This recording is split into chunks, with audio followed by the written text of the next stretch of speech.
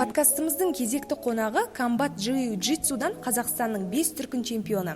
2021 жылы Украина, Киев қаласында өткен әлем чемпионатында жасөспірімдер арасынан 3-ші орын иегері Ахмарова Нұрай. Қазіргі таңда Нұрай журналистика факультетінің 1-ші курс студенті. Нұрай, Айжыр подкастына қош келдің. Қош көрдік. Ал енді сұхбатымызды бірден сұрақтан бастайық.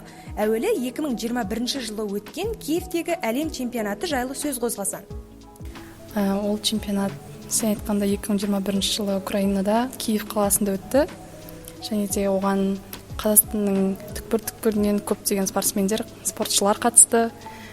Біз сол Қазақстанның намысын қорғап, жарысқа шықтық. Онда көптеген ұлт өкілдері, мемлекеттен келген көптеген спортсмендер қатысты, және де олармен бәйгеге түстік. Өте қиын жарыстардың бірі болды деп ойлаймын. 5 дүркін чемпиондық қарап тұрсақ, бұл аз уақыт емес. Сонда Нұрай, сен қанша жастан бастап спортпен шұғылдандың? Неліктен джиу-джитсу? Мен осы спортқа 13 жасымда келдім. Яғни 8-ші сыныптың алдында жазда келгем. Бұл спортқа негізі мен кішкентай кезімнен бері қызықтым. Неге комбат десек? Өйткені мен ағам осы спорттан көптеген жетістіктері бар, өзі қазір тренер. Сол менің ең алғашқы тренерім болады. Мен ағам осы спорт түрінен әлемнің 6 дүркін чемпионы. Ал енді мен де осы тұста кішігірім факт айта кетсем, өзім жалпы мен осы ата-әжемнің қолында өскен кезде мені де үлкен ағаларым дзюдоға бергісі келді, күреске. Бірақ әкем қарсы болды. Қыз баласына ауыр болады, ол қыздың спорт емес деп. Ал енді осы тұста сен қалай ойлайсың, саған ауыр емес па, және жарақаттанып қалған кездерің бола ма? Енді спорт болған соң әр адамда жарақат болады ғой, ол спорт қой. Негізі қыз баласына қиын деп айтатындар көп. Қалай еді? Еркек шора болып кетеді деп айтады. Ол адамның өзіне байланысты қызға. Мысалы, мен қазір сол спортпен айналысып жүргеніме 5 жылдай болып қалды. Бірақ сырттан адамдар көрген кезде мен бұл спортпен айналысатыныма сенбейді. Өте женственныйсың деп айтады. Мен только спортқа кірген кезде ғана өзімді спортшы ретінде ұстаймын. Сондай. Ата-анам қарсы емес, әкеме наоборот керісінше ұнайды әкеме. Мамам ғана басында қарсы болып қорыққан. Қаншама травма алып келетінмін жарыстардан. Осы 2 жыл бұрын қолым шығып кеткен, мамам содан кейін қорықты. Қазір бәрі жақсы, бірақ емделіп жатырмын әлі. Енді сен спорт шеберісің, яғни өзіңді әлемдік деңгейде танытып жүрсің. Неліктен журналистиканы таңдадың? Өзім бір жағынан спортшы болғандықтан, спортшы болғаныммен өзім өнерге жақын адаммын. Адамдармен сөйлескенді жақсы көремін. Болашақта сол Казспортта журналист болып жүруге ниет бар. Өте керемет. Ал енді осы комбат джиу-джитсу басқа спорт түрлерінен несімен ерекшеленеді? Бұл спорт түрінің қиындығы қандай? Бұл спортта адам кимономен төбелеседі. Және де ережесі кішкене сәл қиындау. Басқа спорт түріне қарағанда көбісі айтып жатады соны. Мұнда бросок дейді ғой, лақтырғанға балл береді. Сол бросок негізі бастырылды ойнайды. Ударлар бар. Андай әр ударға балл беру деген жоқ бізде. Только преимущество деген болады, сондайларға ғана балл береді бізге. Енді әлем чемпионатына тоқталсақ, бұл 2021 жылдың тамыз айында өткен болатын. Чемпионатқа қанша уақыт дайындалдың? Жалпы жаттықтырушың кім? Осы подкастты пайдаланып алғыс айтуына болады дегендей. Мен бұл жарысқа 1 жылдай дайындалдым, 1,5 жылдай. Сол жарысқа дайындалып жүрген кезде мен 1 жылдай дзюдомен айналыстым, физикамды жақсарту үшін. Тренерім де неше түрлі залдарға апарды, Тілеумбетов Ерлан тренерім. Оның әкесі тоже мен тренерім, Қанат Тілеумбетов. Сол екісінің арқасында кәдімгідей өстін деп айтсам болады. Екінші тренерім бар тағы. Ерлан сенсейімнің, біз сенсей деп айтамыз тренерді, кстати. Сол Ерлан сенсейдің жанында жүретін тағы да бір тренерім бар. Ол да мен бәрін үйрететін, Бектенов Мақсат деген. Сол үшеуіне алғысым көп, өйткені олар мен үшін барлығын жасады, спонсор тапты маған Украинаға барғанға. Сол кісілердің арқасында сондай жарыстарға шығып жүрмін. Сол кісілерге алғысым шексіз. Ал енді осындай бәйгеге түсіп жатқан кезінде бір ситуациялар бола ма?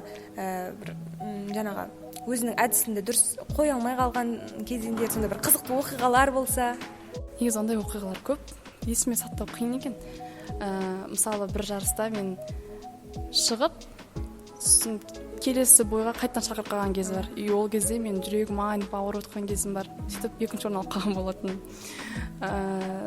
Негізі жарыстың шығатын алдында өте біртүрлі андай атыңды шақырады ғой, атыңды атап шақырған кезде бітті сенің денеңде мандраж болады, қорқыныш пайда болады. Адреналин болғаннан кейін бетке тиген ударларды сезбейсің. Сондай и кейде қорыққаннан кейбір приемдарың, бросоктарың дұрыс шықпай қалады. Сөйтіп сондай кішкене болып қалады жарыстарда. Ал енді осы спорттарда жүлделерді табыстаған кезде әділетсіздіктер орын алып тұрады ма? Негізі ондай болады кейде. Мысалы, чемпионат Қазақстанда болады ғой, бүкіл Қазақстан арасында болған кезде бізде реферилар деген бар, судья, төрешілер. Олар кілемнің ортасында тұрған кезде өзінің командасының не беріп жіберуі мүмкін, оны засудили деп атайды, засудка деп. Сөйтіп беріп жіберуі мүмкін, сөйтіп бізде ренжіп, сөйтіп кейде ұрысып қалуымыз мүмкін, сөйтіп судьялармен сондай нәрселер де болады кейде. Судьялар өздерінің командасындағыларға беріп жіберуі. Бірақ андай байқатпай береді да өзінің командаларына жеңісті. Содан кейін кішкене тоже обидно болады. Ал енді біз Нұрайды осы спорт қырынан көрдік. Ал енді журналистикада қызығушылығым бар. Басқа қандай хобби түрлерің бар? Ән айтасың ба, би билейсің ба, одан басқа қандай спорт түрлерімен айналысасың? Бұрын қолым шықпай тұрып мен волейбол ойнайтынмын, баскетбол ойнайтынмын. Тағы бір хоббим мен сурет саламын бос уақытында. Бірақ қазір көп сурет салып жүрген жоқпын, бос уақытым болмай жүр. Адамдардың портретін салған жақсы көремін. Бұрын достарымның туған күндеріне өздерінің суреттерін салып беретін, подарок қылып, сыйлық қылып. Тағы ән айтамын кейде бос кезімде. Қазір оған да қол тимейді. Сол спорттағы кумирің кім? Енді журналистика мамандығын таңдағаннан кейін бұл салада да кумирің болуы мүмкін.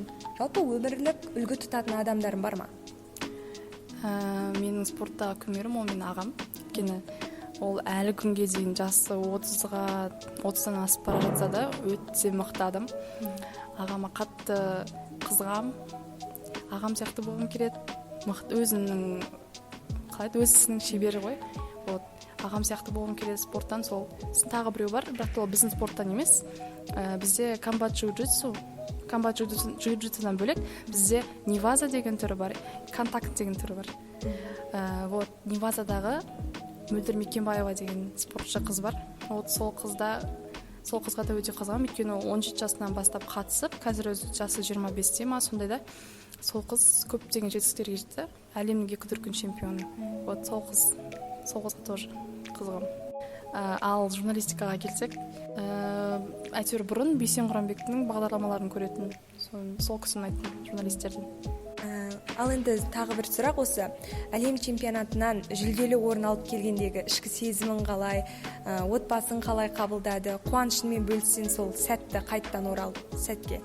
Шынымды айтсам, өзімнің 3-ші орын алғаныма қатты өкінемін. Өйткені мен 1,5 жылдай дайындалып, 1 жылдай барып 3-ші орын алып қалғаным өте дұрыс емес мен үшін. Өйткені маған тренерім қатты сенді, сенсейларым, үйдегілер де қатты сенді. Мен ол жаққа шыққан кезде қорқып қалдым, шынымды айтсам. Содан кейін кішкене қателіктер жасап ұтылып қалдым. Бір жағынан жақсы, бірақ құттықтады көбісі, жақсы қарсы алды әуежайдан.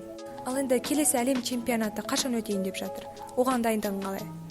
Әлем чемпионатына келесі осы жылы болады, осы жылдың аяғына қарай шығар, или жазда ма, пока белгісіз. Бірақ бізде әлі отбор болған жоқ. Біз скоро осы жақында Қазақстан чемпионаты болу керек, ол сол әлем чемпионатына іріктеу болып табылады. Сол іріктеуден өтсем, барып қалармын әлем чемпионатына. Бірақ қайда болады белгісіз. Саған сәттілік тілеймін. Осы Қазақстанның көк туын желбіретіп жүре бер. Шығармашылығына да табыс тілеймін. Сұхбат үшін рахмет.